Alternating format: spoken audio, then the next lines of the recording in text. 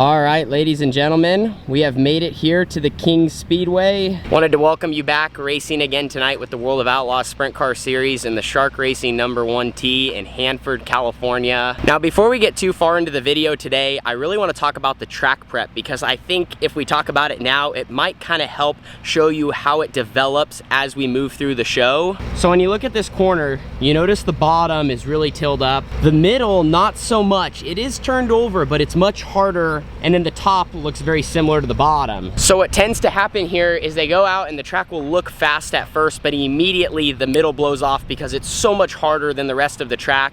And then we have a little bit down low and usually something to work with up top. And it can be different every time, but when they do that, it means that you basically can't go through the middle during the night, besides when you're trying to slide cars. But when it's that hard at the start, it's like it's ice as you get into qualifying. It gets worse as you get into the heats and then into the main event, unless it really cools down. But being down this way, very warm temperatures, it's hot, it's really hard on the track. So I'm expecting them to try to get as much moisture in the parts that they have turned up, and then where it's a little bit harder is going to go away in a heartbeat. And hopefully, no matter what, it just produces multiple lanes of racing for us to put on a show for all these awesome fans. All right, we're going to be getting into engine heat here soon after the pit meeting, and then into hot laps and qualifying.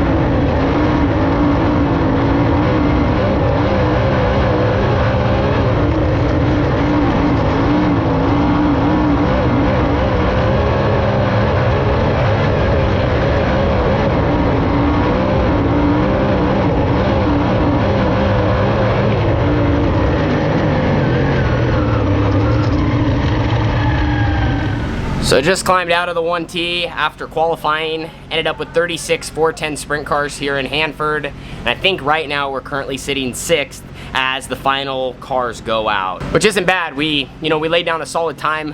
Still not super happy with our qualifying effort, only in the sense I just kind of felt like I was out of control out there. I don't know if it's just, right now the track feels really like spinny would be the word, where you have a lot of wheel spin and you're trying to run as hard as you can, but I don't know, like you're just literally trying to spin through the car, being up in the air and down the straightaway and in the corners. It's kind of hard to describe, but just felt like I had a hard time controlling the car, and luckily the second lap was actually solid, and I think if I would have been a little more in control, I would have been close to quick time because we really weren't that far off, yeah? 9th. 9th? Yeah. Oh, shoot. Okay. Selzy, Buddy Copeland went out last and went quick time. And Selzy went Gotcha. 4th. So that sucks. So we ended up 9th. So that means we'll start 3rd in the heat race. We just missed the front row, but so actually ended up being a couple tenths off quick time there. It might have just got a little better. I don't know. Maybe it cleaned off. The track stayed in where you could still run good. You just had to be right on it. And I think I lost a little time in 3 and 4. Got through 1 and 2 really well there on my good lap. But overall, make some changes and try to get the car a little more stable and go into this heat race. And if we can move forward a spot, we'll get in the dash.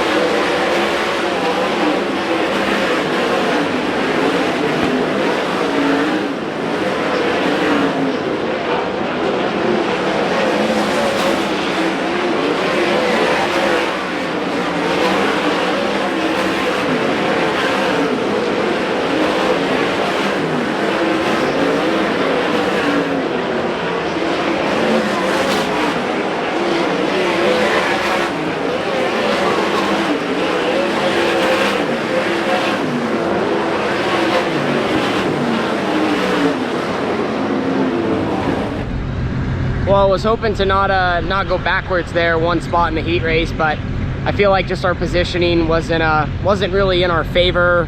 It's funny, the difference in qualifying 9th and starting 3rd in qualifying 8th and being front row outside, which might have been the place to be for those heat races, because in some of the early ones especially, the outside car could get the jump because the inside row was kind of more down in the grease and would spin the tires down the front stretch. And that's what happened to us. And at one point I might have been back to 6th, I feel like maybe in the first lap, and charged back to 5th and then slid for 4th to try and minimize as much damage, and don't really feel like there's a lot we could have done differently.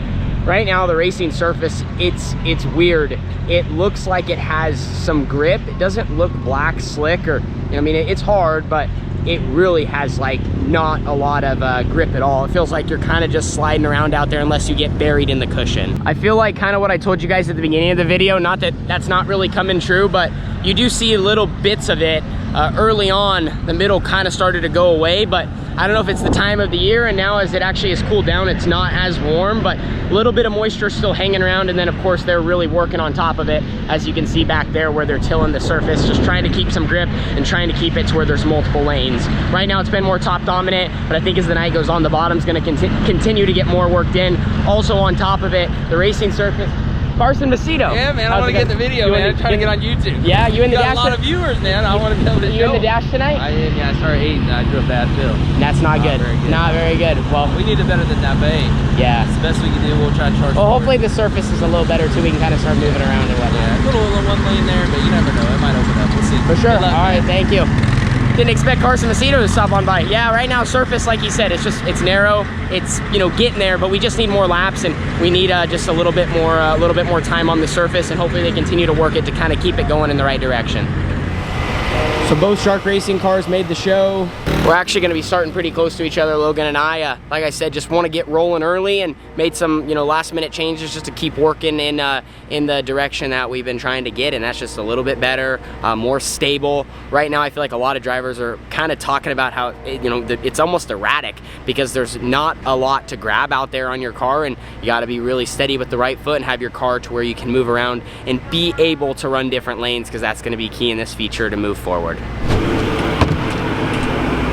Just strapping in here for 30 laps. Kind of start right in the middle like I told you. Just hoping, you know, all the adjustments, everything, we're kind of following with what the racetrack's doing, and as it's, you know, it's got some grip, but I think it's going to go away in a hurry, especially when you throw a full field of us out there. So we're starting on the inside, trying to get a good start and go, and move around and figure out the fast way and get going quick. So excited to get out there in the 1T, and our goal, you know, get to the top 10 and just run a good, consistent race. That's the thing, just be on all the starts, double file, single file, whatnot. Run the top well, run the bottom well, get to the middle, do what we can do.